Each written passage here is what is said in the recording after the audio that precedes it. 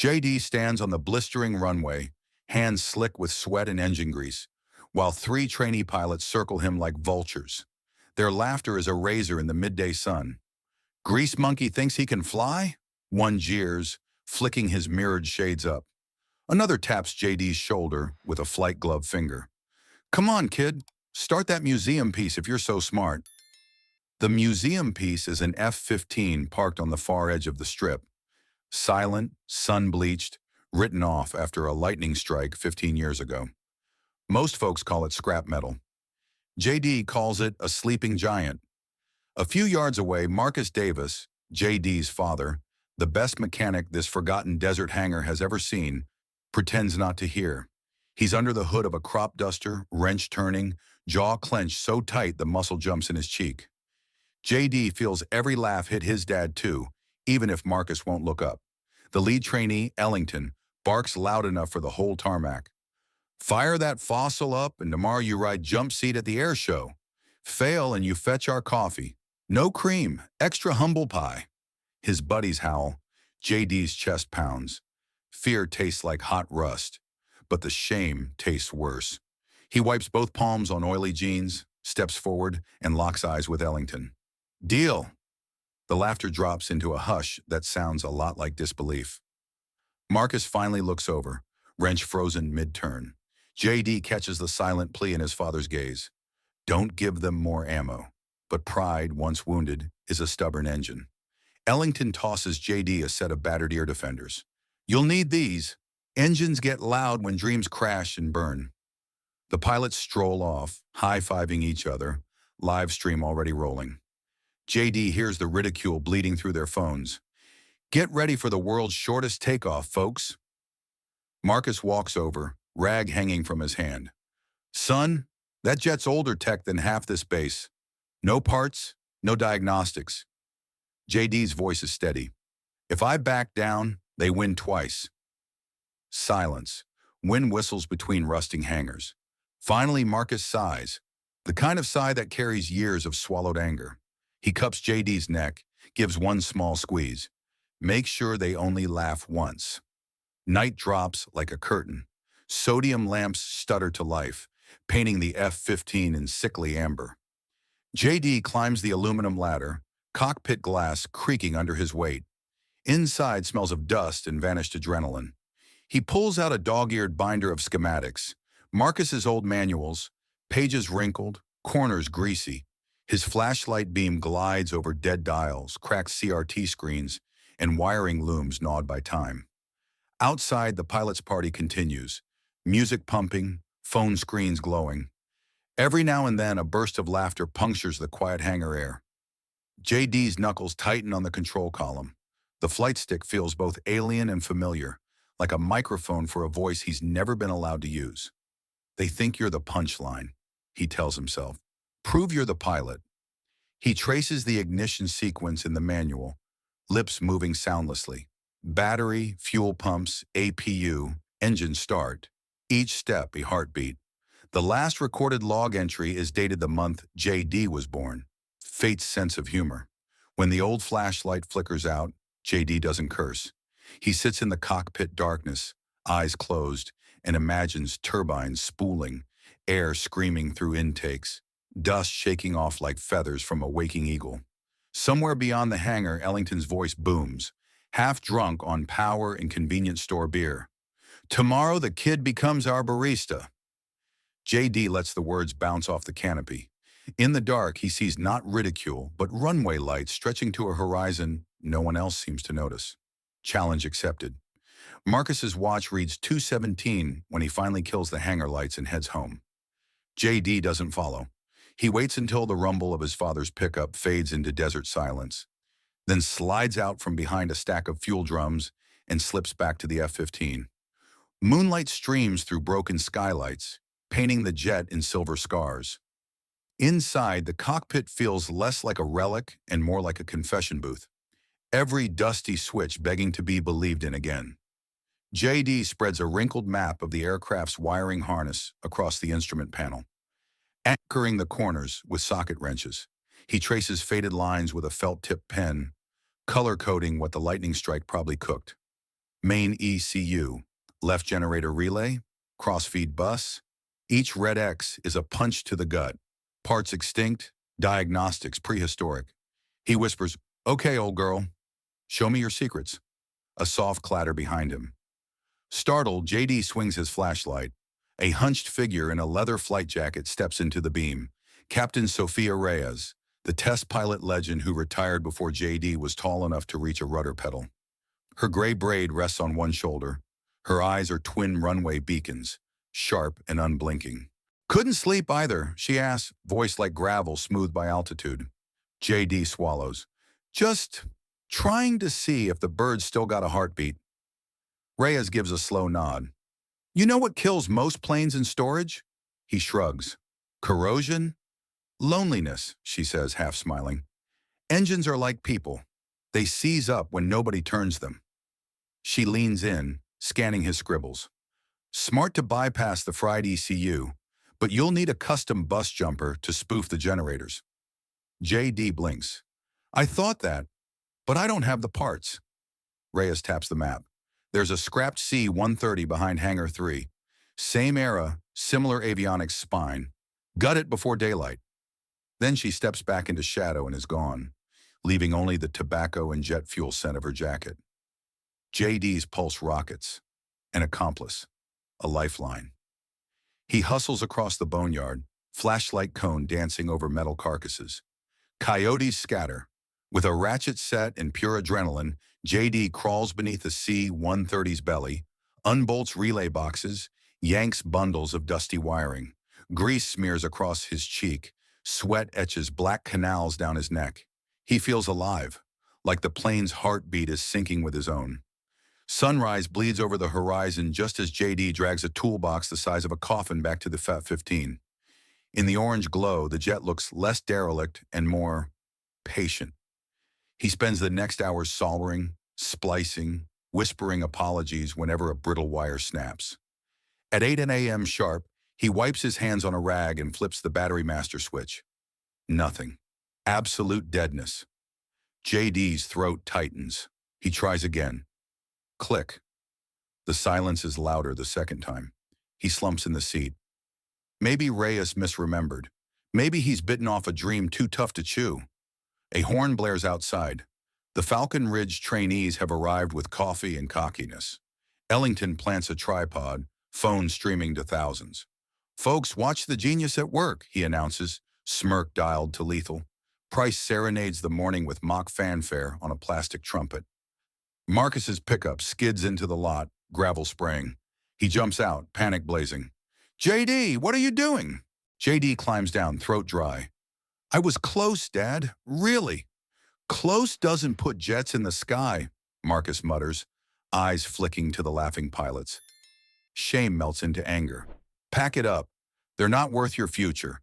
Ellington strolls over, claps slow. "Gentlemen, our barista is late for his shift." He thrusts a cardboard tray of coffees at JD. One cup tilts, scalding latte spilling onto JD's boots. Price captures it in glorious slow motion for the stream.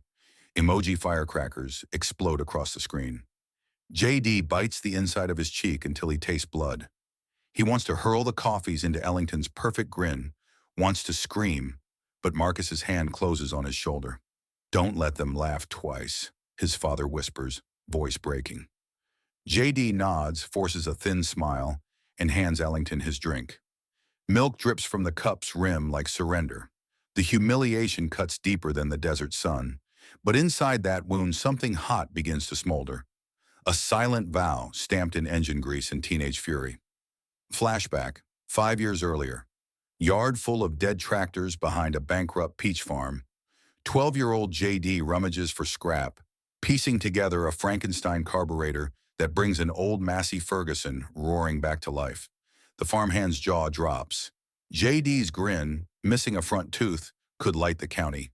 This is who he is, the boy who resurrects ruins. The memory flares now, steadying him. Back to the present. Ellington struts to his trainer jet, live stream still rolling. "Watch and learn, TikTok. Real engines need real pilots."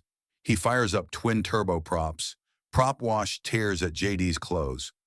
But through the roaring din, JD hears something else, a faint click inside the F-15's fuselage. The scrap relay he installed, it just seated itself. Hope strikes like electricity. He glances at Marcus, who's busy wiping latte off JD's boots, eyes down, shoulders slumped.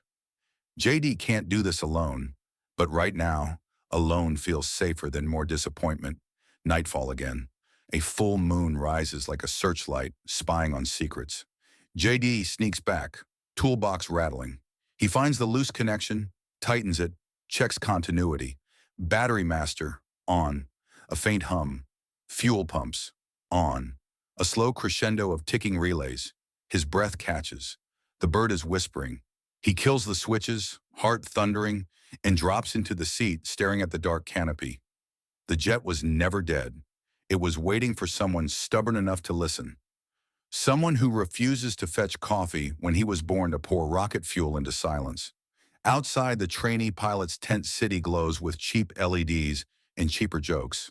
Tomorrow, they plan an exhibition pass at 0900. They don't know their doom prop show is about to get upstaged by ghosts and grit. JD whispers to the jet, "Let's make them believe."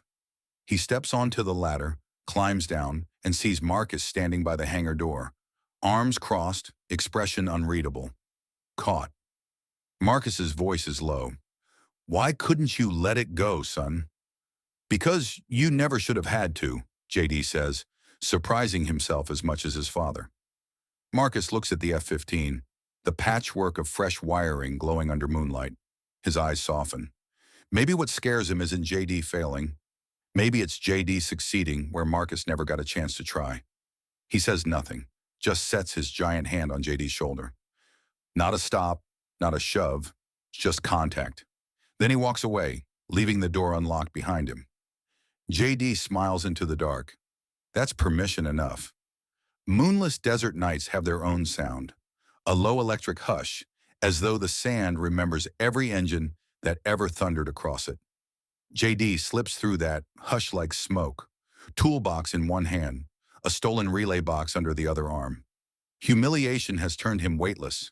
Even the gravel seems to part so his footsteps won't betray him. Inside, Captain Sophia Reyes waits atop a rolling ladder, perched beside the F-15's open avionics bay. A dented thermos, rumored to have flown Mach 2 over the Gulf, rests in her palm. When JD steps into view, she raises two fingers. Not a wave, more a runway signal. Proceed. "I rated the C-130, JD whispers, hefting the relay crate. "Whole power management rack." Reyes's grin edges feral. "Still got all your fingers?" "Most of them." 10 intact digits wiggle. She doesn't laugh. Her gaze could rivet titanium. "Tonight we make the heart beat," she says. "Tomorrow we teach it to breathe." They dive in.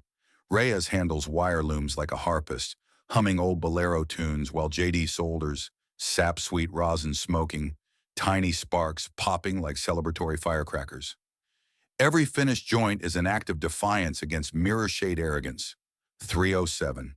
The auxiliary power unit coughs once, then whines alive. Needles shiver, backlights glow green. The cockpit suddenly looks younger, like a prodigal son showered and dressed for church. Reyes kills the APU after 30 seconds. Hydraulics are dust, fuel's varnish, and the brain's still missing. She pats the console. One miracle at a time. Dawn bleeds red across the runway.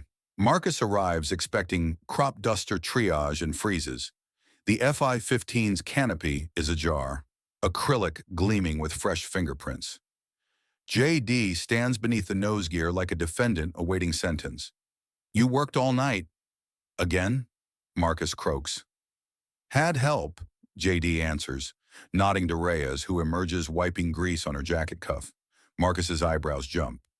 Reyes offers a curt salute, survivor to survivor. Marcus scans the airplane, hearing metal ping as it cools after resurrection. Pride or dread, he can't tell. "Breakfast first," he says. "Then we talk wing tank sludge." JD blinks. Talk wing tank sludge? His father just unlocked a door, long-nailed shut. He hides a grin behind a yawn and follows him to burnt coffee and stale donuts. Noon. The sun is a hammer. Father and son crawl beneath wing roots, draining foul, amber JP8 into rusted drums. Fresh filters, donated from Reyes's mysterious locker, click into place. Brutal work, but they move with the effortless sync of two pistons in one cylinder. During a break, JD asks the question he's carried forever. Why'd you quit the pilot program? Marcus wipes sweat with a rag. They said I had great mechanical aptitude. Couldn't picture me wasting it in a cockpit. He shrugs like it happened to someone else. Bills piled up. Your mom was pregnant. I took the sure paycheck. He looks at JD. Figured you'd fly where I couldn't. JD's throat knots. I'm not even licensed. Yet. One word, heavy as an oath. Lunch finds them perched on the wing, paper plates balanced on rivets. Marcus tears his sandwich in half, gives JD the bigger piece, an unspoken apology for years of small compromises. Between bites, they trade stories. Marcus of nights spent listening to sonic booms from the base fence, JD of guidance counselors urging hands-on trades instead of aeronautics. Their sentences mingle with the scent of cured fuel and sun-warmed aluminum, bonding father and son like safety wire. When silence settles, Marcus taps the metal. Planes don't judge the hand that fixes them, he says. People do. Let the plane be your reference. JD stores the line where he keeps torque specs. Permanent. Evening. Tanks half full, hydraulics burped, batteries on charge. Only the fried ECU remains, the jet's brains stuck in 2010. JD locks himself in the avionics bay with a battered laptop and a spool of Ethernet cable older than he is. Reyes clanks a folding chair outside the hatch. She critiques through the panel. Soft suggestions, never commands. Think of the data bus as gossip, she says. Your bypass board has to spread the right rumors, or turbines panic. JD spoofs sensor packets, rewrites error handlers, codes slimming into a street fighter in assembly language. 2340, compile, no errors. He slots the jumper board into a makeshift cradle. Battery master, on. APU, on. The wine blooms faster, richer. Multifunction displays wink awake. Caution lights retreat one by one like bullies losing courage. JD laughs, half triumph, half disbelief. Reyes leans in. Power run complete, engines next. That's where every pilot meets their god. You ready? Been ready since I learned to spell thrust. They shut it all down, lock the hangar, step into moonlight. From the far field, bass thumps, trainee pilots partying. Reyes spits in the dust. They want you to fail, she says, because if you succeed, their excuses die. JD kicks a pebble. You ever fly with people who wanted you to crash? Reyes' stare turns hard.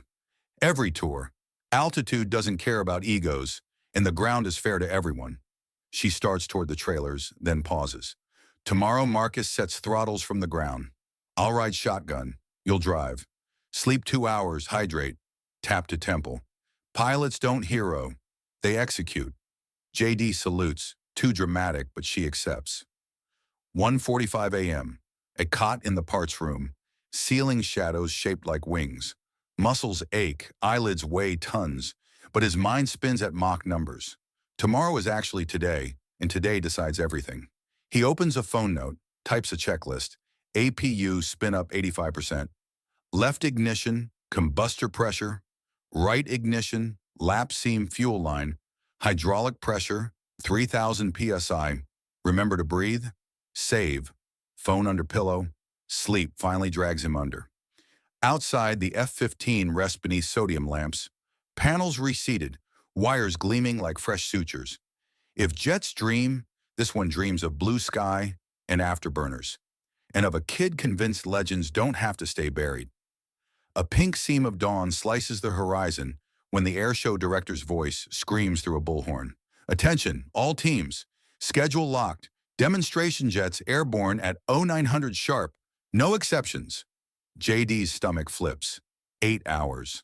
That's all the runway he has before the birds of Falcon Ridge own the sky and the F-15 gets towed to the scrap line forever. 8 hours to ignite engines that haven't tasted flame since he was in diapers. Marcus feels the clock, too. He hands JD a bottle of electrolyte water and a strip of duct tape. Label everything you disconnect. Fatigue kills faster than torque. Captain Reyes stalks the tarmac in her leather jacket, barking to a clipboard-clutching official. When she rejoins father and son, her eyes blaze hotter than the Mojave at noon. Director says nobody touches the runway after 0830. We need taxi clearance by 0815 or we're spectators. JD checks his watch. 6:02. 2 hours of daylight already gone to meetings and paperwork. He jogs a lap around the jet, inspecting panel screws, tire psi, fuel vent caps. All good. Hope flares, but Reyes's frown stops him mid-stride. She points beneath the left intake. Panel 42C is cracked. JD crouches. A line of fresh stress marks crawls across the aluminum, as if someone torqued the screws backward. He angles a light inside. One locking wire dangles, snipped. Another is simply gone. His pulse slams. Sabotage isn't a rumor now. It's a signature. Marcus kneels beside him. Could have sheared during the lightning strike, he offers, voice brittle. JD shakes his head. Dad, I safety wired that myself last night. A nearby laugh drifts over. Ellington and Price lean against their shiny T6, live stream chat fluttering on Price's phone. Ellington sips an energy drink and raises the can in mock salute. JD's fists clench. Reyes squeezes his shoulder. Anger is a tailwind. It shoves you off the center line. Focus. She hands him a fresh wire and a speed handle screwdriver. Fix it, then double inspect the rest. They work like surgeons in triage. Marcus retorques every bolt. JD verifies every safety tie. The desert sun climbs, each minute dripping away like fuel from a leaky wing. By 7:30, they're soaked in sweat, but the inspection board glows green. Reyes slips into the backseat of the cockpit. She'll ride observer, handle radios. JD climbs up front, straps in. Marcus stands on the ladder, headset plugged into an intercom jack, his thumb hovering over the ground power switch. JD's voice comes through crisp. APU, spin on my mark. 3, 2, 1, mark. The little gas turbine whines alive. JD feels it in his spine like a drumbeat quickening. Instruments dance. Hydraulic needles crawl to life. No warning flags. So far, the universe is listening. Left engine pre-start checks complete, Reyes announces. Marcus triggers the fuel pumps. JD thumbs the starter. A barking whir, a puff of dust, then nothing. The turbine spins but never catches flame. Abort. Switches off. Silence snaps like a rubber band. Marcus's eyebrows crash together. He cycles the pumps again, but JD's gut says it's not fuel. Something upstream. He scans gauges. Oil temp perfect. Core RPM fine.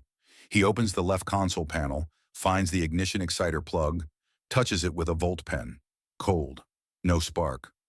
JD's mind races back through wiring diagrams. The exciter sits on the common bus that runs right through panel 42C, the spot Ellington cracked. Sabotage cut more than wire. It starved the igniters. He pops his canopy, waves Marcus closer. Need a jumper. 6 AWG, 3 feet. Marcus dashes to the tool cart, returns with cable and lugs. JD kills battery power, strips insulation with his teeth, crimps, bolts, tapes. Sweat pours into his eyes. Salt stinging. Reyes calls the time. 7:42. Ready to test, JD breathes. Do it, Marcus answers. Battery master. A PU crank. Pumps on. Starter engaged. This time the turbine coughs, belches, then blooms to life with a thunderous howl. The blast rattles hangar windows 100 yards away. JD lets the RPM settle. Tears lodging in the back of his throat as a low, steady growl fills the cockpit like a promise kept. Right engine repeats the dance. No drama. Twin exhaust plumes shimmer the desert heat. Reyes's voice, steady but electric, cuts in. Tower, Ghost Charlie requesting taxi to runway 34 for systems check. The controller pauses, no doubt scanning a schedule that never listed an F-15. Ghost Charlie, cleared to taxi, and good luck out there. JD eases the throttles forward. The jet creeps from the revetment, tires sighing. Every mechanic on base spills from hangars, phones held high. Some cheer. Others just stare, mouths open like hangar doors. Ellington stands alone now, stream forgotten, energy drink crushed in his fist. He mouths something JD can't hear over turbine thunder. But the look is clear. How? At the hold short line, JD taps the brakes. Reyes runs final checks. Marcus's voice in his headset is calm, anchoring. Temps nominal, hydraulics steady, fuel enough for a short hop if you had wings. JD swallows. Not leaving the ground today, Dad. Just proving she's alive. He advances throttles to 80%. The jet lunges, brakes growl, nose dips. He backs off, letting engines stabilize. Marcus's laugh pops through the headset, part pride, part relief. She's got blood pressure, all right. Reyes radios tower for a high-speed taxi clearance. They get 2,000 feet of runway, no liftoff. JD nods, rolls forward. Engines rise to a hungry snarl. Wind slams the canopy. Numbers on the HUD climb. 40, 60, 80 knots. The jet feels light, like it remembers its own wings. At 100 knots, JD snaps throttles idle, eases brakes, lets the bird decelerate in a triumphant roar of reverse thrust and dust. Cheers explode from the flight line crowd. JD coasts clear of the active, hard hammering.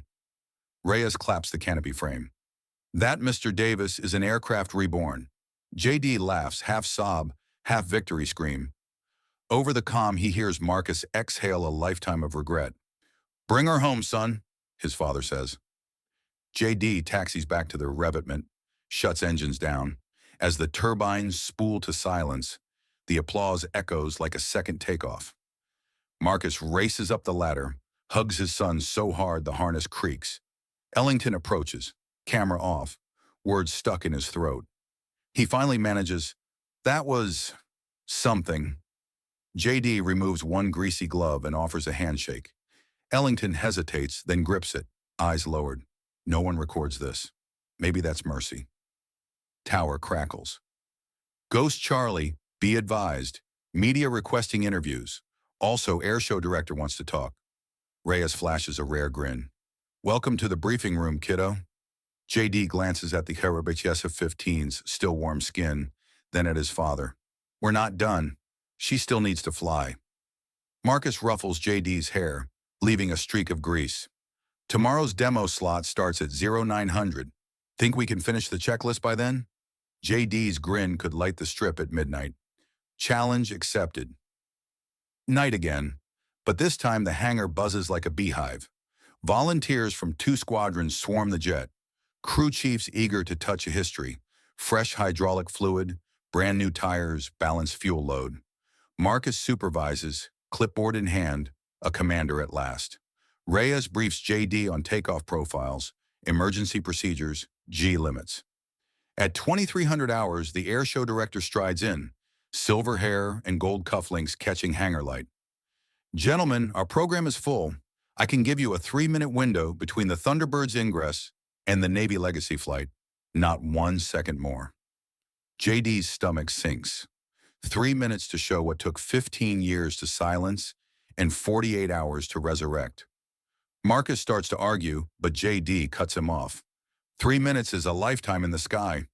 The director studies the boy's face, then offers a curt nod. Wheels up 11:27, wheels down 11:30. Don't steal the Blues thunder. He leaves, entourage in tow. Reyes whistles low. That's tight, but tight schedules force clean maneuvers. She sketches a flight plan on a greasy clipboard back. Low pass at 400 knots, steep climb, 360-degree aileron roll, gear down photo pass, then full afterburner climb out before breaking into pattern. JD memorizes it like scripture. 410, final walk around. Stars fade, leaving only the hush that starts every flying day. Marcus inspects aileron hinges while JD traces the leading edge. His fingertips glide over battle scars. Each dent, each rivet a sentence in the jet's long, unfinished story. He presses his palm flat on the cold metal. Tomorrow we write the next chapter, he whispers. From somewhere deep inside the fuselage, a thermal contraction pops. An old bird's way of answering, copy that. Sleep is a rumor by dawn. JD's alarm buzzes at 6 a.m., but he's already awake, sitting on the edge of a folding cot in the maintenance bay, boots half-laced, mind running loops tighter than airshow aerobatics. In 4.5 hours, the tower will clear him for a 3-minute miracle or a public meltdown. Marcus limps in with 2 coffees, black as tarmac. Father and son drink in silence, the way soldiers share rations before battle. Outside, generators bark to life. The hangar doors grind open, spilling sunrise onto the F-15 silver skin. JD forces a grin. Today we make thunder. Marcus's smile is thin. Let's be sure it isn't the crash kind.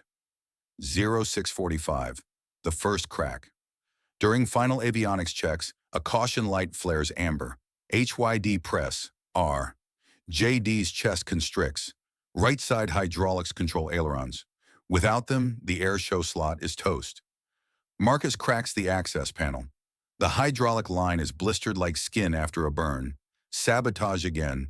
Razor slit so clean it still weeps fluid. Rage flashes. JD's fist smacks the bulkhead. Reyes appears, jaw tight. No spare lines on base, she says. Ground crew cannibalized everything for the demo jets. JD looks at Marcus. Ideas? Marcus grunts, slips off his watch, and uses the strap to wipe fluid from his hands. We don't need a new line. We need a stronger sleeve. He strides to his pickup, yanks out a steel-braided high-pressure hose meant for tractor brakes. With a hacksaw and JB weld, father and son craft a Frankenstein fix. Reyes clocks the torque, eyes widening, but she says nothing. Sometimes genius looks like madness until the test run. 8:10. The collapse repair cured, but JD's nerves fray. He climbs into the cockpit, straps in, and his hands start to shake, just enough that he can't key the master switch. Fear hits like a stall warning. On the ladder, Marcus notices. Talk to me, kid. JD's voice cracks. If I wreck this jet in front of the whole county, I prove them right. Grease monkey, coffee boy, all of it. Marcus's gaze drifts to the runway, memories flickering. He speaks softly. I had a flight slot once. Day before orientation, a superior told me they needed good hands on the wrenches, not another dreamer up front. I quit before I started. JD swallows. Why didn't you fight? Marcus sighs. Your mother was 6 months pregnant. Bills, insurance. I chose certainty over sky. Silence yawns between them. Then Marcus sets both hands on JD's flight harness, eyes shining. Don't inherit my regrets. Fly. JD grips his father's wrists, grease against grease, promise against fear. The shaking stops. 8:50. The spark checklist restart. Battery, APU, pumps. Igniters catch. Turbines roar. But a split second later, bang, left engine backfires, RPM drops. Alarms howl. JD cuts fuel, heart jackhammering. He catches a burnt wire smell, different from sabotage, more like overcurrent. Mentally rewinding the wiring path, he spots it. The new jumper cable crosses a bracket, vibrated raw overnight. Exposed copper arcs to ground at 30,000 volts. Ignition starved. JD calls down, need 5 inches of shrink tube now. Marcus fetches a scrap off an oxygen line, slides it over the wound, blasts it with a heat gun. Second stretch, another start cycle, clean spool, steady idle, problem solved. JD exhales, tastes adrenaline. 9:15, the breakthrough Reyes radios tower. Clearance confirmed, run-up pad at 11:15, takeoff window 11:27 to 11:30. Marcus climbs the ladder one last time, drops a small battered key into JD's gloved palm. Your granddad's tool chest. He said every machine carries a secret screw only the right hands can turn. Marcus nods at the throttles. Those are yours. JD fights tears. I'll bring her back safe. I know. Marcus's voice wavers, pride and fear wrestling for space. He backs down the ladder, grounding cable in hand, stepping clear as if walking out of yesterday into tomorrow. Reyes leans forward, voice low on the intercom. Pilots say there are 2 flights you never forget. Your first solo and your first comeback. Lucky you, they're happening at once. JD smiles, eyes forward, fingertips resting on throttles that feel suddenly weightless. Outside, Ellington and his crew watch, arms folded, but the mockery is gone, replaced by something closer to awe. JD rolls his shoulders, straightens his helmet strap, and whispers to the jet, "Ready to write history?" The engine gauges answer in steady green. 10:33 a.m. The warbird idles on the run-up pad, twin exhaust plumes refracting the desert heat into liquid glass. JD feels the jet's pulse through the seat, a giant heartbeat sinking to his own. Captain Reyes behind him ticks through final call and response, staccato words that sound like poetry to anyone who's ever prayed to stay aloft. Flaps, 20, 20, green. Trim, set neutral. Neutral, confirmed. Hydraulic R, holding 3-1. Copy 3-1. Outside, the air show midway is a riot of color. Families, funnels of cotton candy steam. The Thunderbird's merch tent selling out fast. But a quiet hush radiates from the flight line fence as people realize that ancient jet is about to move. Ellington stands there too, flight suit unzipped, phone hanging limp at his side. His friends say nothing. Screens record everything. 10:58. Ground control slot open. The tower's voice crackles. Ghost Charlie, taxi to runway 34 via Alpha 1. Expedite for timing. JD releases brakes and 40,000 pounds of reborn steel begins to roll. Marcus jogs alongside, hand on the forward strut until speed pries him loose. He smacks the radome twice, an unspoken fly-safe. JD taps the brakes in reply. At the hold short line, the marshal whirls 2 orange bats, signaling a stop. Minutes leak away while the Navy Legacy flight clears the airspace. Time feels like hydraulic fluid, fighting cold. Reyes hums a Spanish lullaby into the intercom, more for JD than herself. 11:23. Clearance arrives. Ghost Charlie, wind 140 at 8. Cleared for immediate takeoff. Straight out departure. Window closes 11:30. JD's throat is dust. He advances throttles to military power, engines shrieking inside their titanium shells. One beat, then he slams the détente past the gate. A B light-off. Twin pillars of blue-orange flame kick the world backward. Speed pins him to the seat back. 80 knots, 120, 150. The patched hydraulic line quivers. Pressure flicks from 3,000 to 2,500 C. JD's pulse spikes. He taps the backup pump toggle with his thumb. Pressure steadies. 2,900, good enough. He rotates at 160, nose clawing sky. A collective gasp surges from the crowd. The raw thunder rattles hot dog wrappers 20 rows back. JD feels the gear thump into the wells. Airspeed climbs. 220, 280. He noses down into the low-level pass. 2 minutes 30 to play, Reyes reminds him. JD grins. In that cockpit, 2.5 minutes is an open frontier. Pass 1. 400 knot knife edge, 50 feet above centerline. The grandstands blur into a single stripe of color. Kids scream. Cameras stutter. JD feels the fuselage hum like a plucked string. The braided hose beneath his feet holding. At show center, he hauls back and rolls hard right. The sun flashes across the canopy 4 times. Full aileron roll while still an afterburner. JD's laughter crackles over the radio, half choked by G-forces. He levels, throttles to mill power, pulls 5G climb to 1,500 feet, and arcs into downwind. Pass 2. Gear down photo pass. JD pushes the nose over, descends on a curving path that kisses the runway threshold. He sees Marcus below, tiny, arms spread as if he could catch the jet. JD waggles wings. Marcus salutes. Time check, 11:29 and 2 seconds. Exit to the vertical, Reyes calls, voice vibrating with restrained joy. JD slams throttles back through the detent. Afterburners flare. The F-15 rockets heavenward, 500 knots screaming past 8,000 feet in seconds. Jet and pilot carve a white-hot spear against the cobalt sky. At 9,000 feet, JD chops power to idle, rolls inverted, and lets momentum arc him into a half-Cuban that points the nose back toward Earth. Fuel remaining, enough for one pattern. Hydraulic pressure 2,800. Window closing. He slips into downwind, gear lever down. Green, green, green. Base to final, throttles walking the line between float and sink. Crosswind kicks from nowhere. The patched hose trembles but holds. JD feathers rudder, aligns center line, flares. Touchdown at 126 knots, mains then nose. Aerodynamic brakes pop.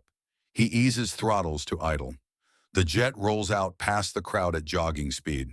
Canopy reflecting a sea of upturned faces. 11:30 and 7 seconds. 7 seconds late, but alive, intact, triumphant. Engines spool down on the apron. The moment the whine dies, the roar of applause takes its place, rolling across the field like thunder chasing lightning. JD pops the canopy. Hot air rushes in, mingling with the smell of burnt kerosene and ozone. He yanks off his helmet. Sweat drips into his grin. Marcus scrambles up the ladder before the ground crew can bolt chocks. He locks JD in a trembling embrace. Grease be damned. Tears carving clean paths down dusty cheeks. Captain Reyes drops to the tarmac. Legs shaky, then salutes the jet. Reporters swarm, microphones thrust forward, but she waves them back. "Let the kid breathe," she growls, and for once they obey. Ellington approaches, helmet in hand, face drained of swagger. He opens his mouth, searching for words worthy of the moment. None arrive. Instead, he snaps a crisp salute. JD pauses, then returns it, accepting the peace-offering broadcast to 1,000 live feeds. From the PA, the director's voice booms. "Ladies and gentlemen, history just rewrote itself. Give it up for pilot in command Jordan Davis." The cheer doubles, stadium loud. Hashtags bloom across social media. Number Jet Reborn, number Grease Monkey, no more, number F-15. Miracle. JD climbs down, boots hitting tarmac solid and real. Every cell in his body vibrates with the echo of afterburners. Reporters close in, but he turns first to Marcus, pressing the battered tool chest key back into his father's palm. "Secret screw's yours again," JD says. Marcus shakes his head. "No, son, you just unlocked the whole sky." The sun slides west, trading raw afternoon heat for the honey-gold glow that makes aluminum look royal. The F-15 rests beneath it like an old war hero in fresh-dressed blues, turbines ticking as they cool. JD sits cross-legged on the wing root, helmet at his side, soaking in a silence that feels louder than the crowd ever could. 20 yards away, Marcus fingers the battered key on its chain and just watches his son breathe. A low rumble of engines from the Thunderbirds rises, crescendos overhead, then fades. Even their diamond formation can't eclipse what everyone just witnessed. Reporters still mill around the flight line, but the frenzy has settled into reverent buzz, the kind reserved for moments when history decides to pivot. JD hops to the tarmac and almost stumbles. His legs are gelatin, not from G-forces but from the sudden shift. For 17 years, the sky was a ceiling. Now it's a doorway with the hinges blown clean off. He starts toward Marcus, but Captain Reyes intercepts him with a small velvet pouch. "Open it," she says. Inside, a polished pair of silver wings nestle atop a business card for the State Aeronautics Scholarship Board.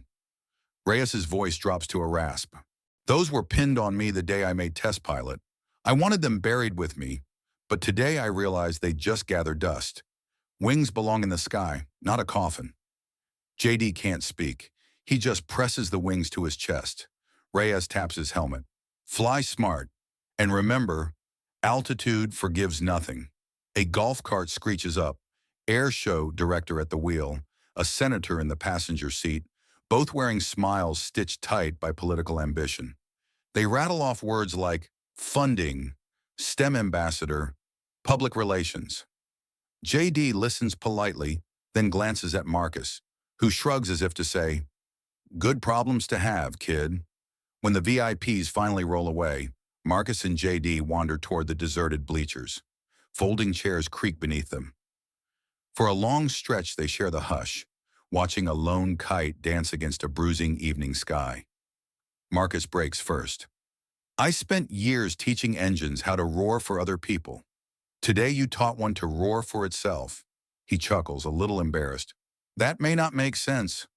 "It does," JD says. "Engines are like people. They seize up when nobody turns them." He nods at the jet. She just needed someone stubborn enough to listen. Marcus's eyes well. I wish I'd fought harder when it was my turn. JD bumps his father's shoulder. You fought today. You built the hose that kept me airborne. You gave me the key. You showed me every bolt that matters. He looks at his grease-blackened hands. I didn't inherit your regrets, Dad. I inherited your resolve. Marcus releases a long breath, the kind you take after braving a storm door and discovering daylight on the other side. So, what's next? JD gazes at the runway, black ribbons stretching into desert twilight. First solo license, then aero engineering degree, maybe design engines that never say no to a kid with a wrench. He grins. In the meantime, the jet still owes us a full airframe check.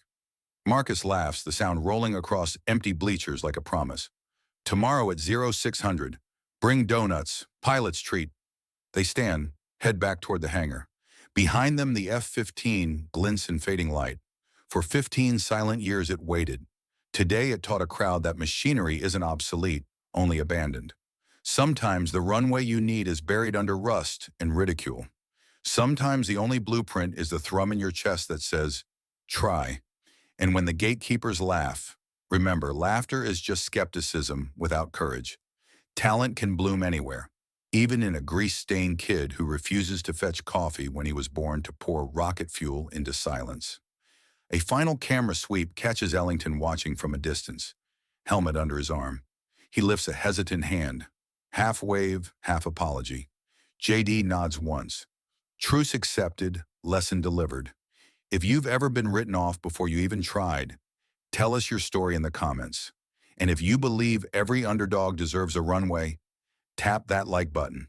Let the world know the sky is open for everyone brave enough to claim it.